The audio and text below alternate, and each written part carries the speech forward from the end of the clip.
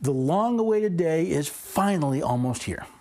However, since I doubt the presidential decision will be made on that day, is that the only thing we should be focused on as the end of 2020 election season finally approaches? We'll discuss that next on the Constitution Study. There's one thing you have to know wherever you make your stand. Came from a long through line of everyday Americans.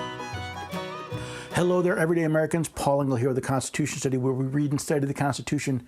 We teach the rising generation to be free. I am glad you could join me. Please take this information, use it, and then share it with others. It's the biggest thing you can do to help me spread the news of freedom and liberty and understanding our Constitution far and wide.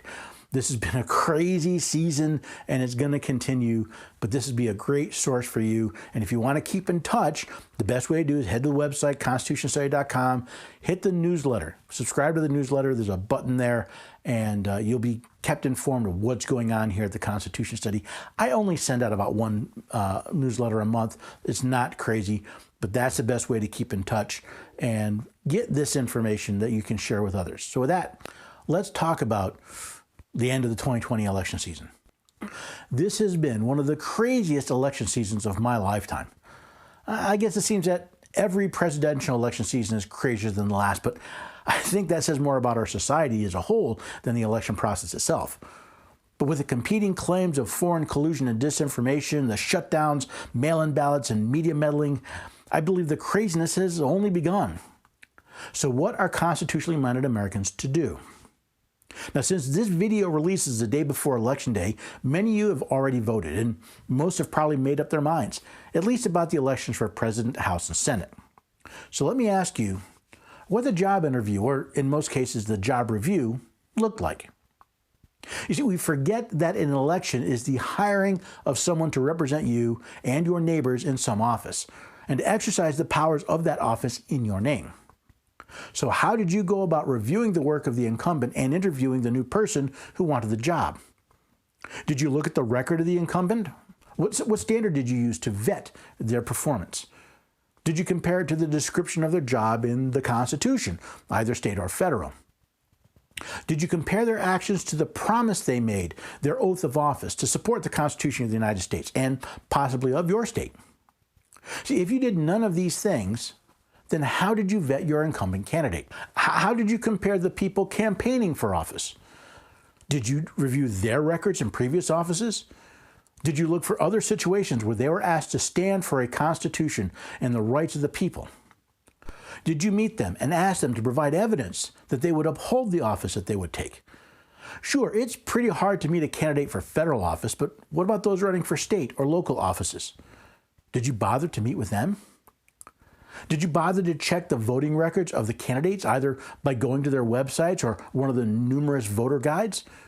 Or have you succumbed to the spirit of party, possibly participating in a primary, then deciding to support your team's champion for the office?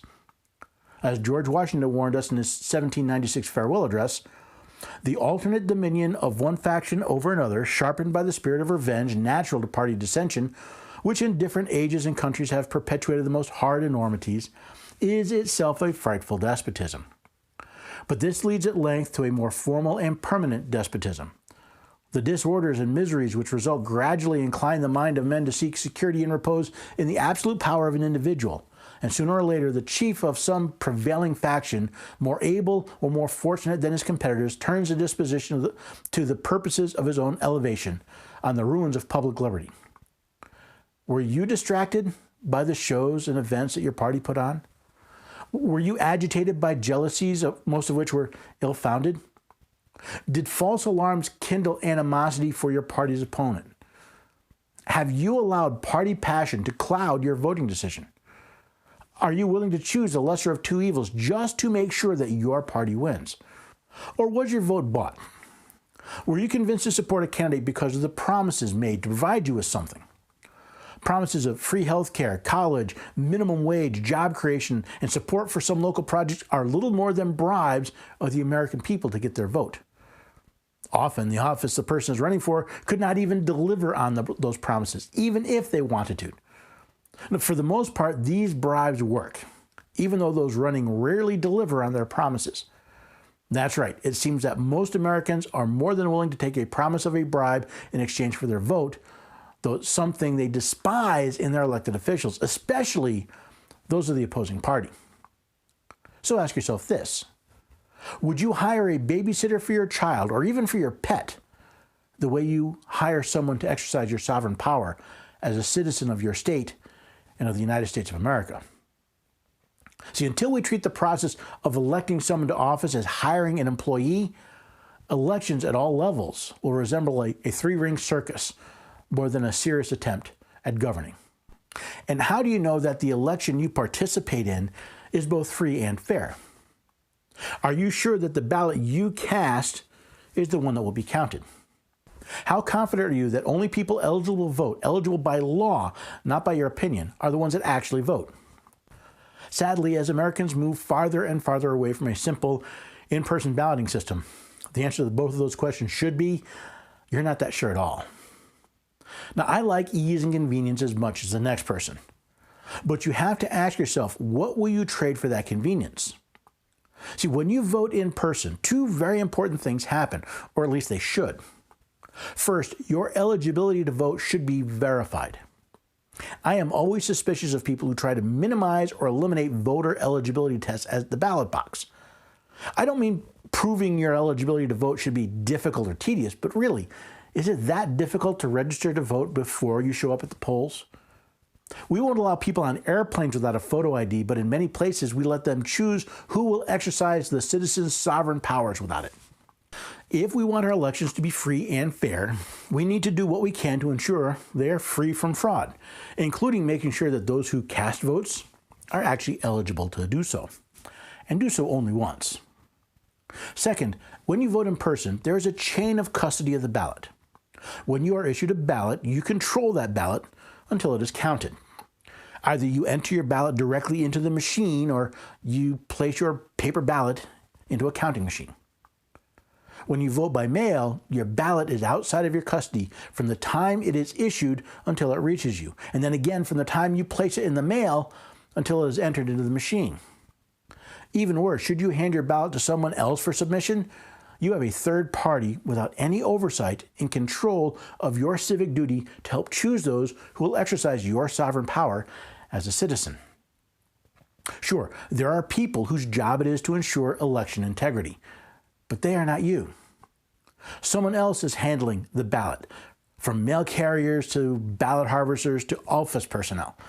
The majority of those people are probably honest people working hard to make sure the elections are free and fair, but not all of them. Every election we hear about lost ballots, stolen ballots, destroyed ballots, and contested ballots. Now, whether these problems come from honest mistakes or malfeasance, they degrade the integrity of the election, making it less free and fair. Does that mean there should only be in-person voting? I don't think so. There are situations where in-person voting is not feasible or even practical. Those are the exceptions, though, not the rule. So exceptions should be made for them. That means every reasonable effort should be taken to ensure the integrity of those exceptions as well.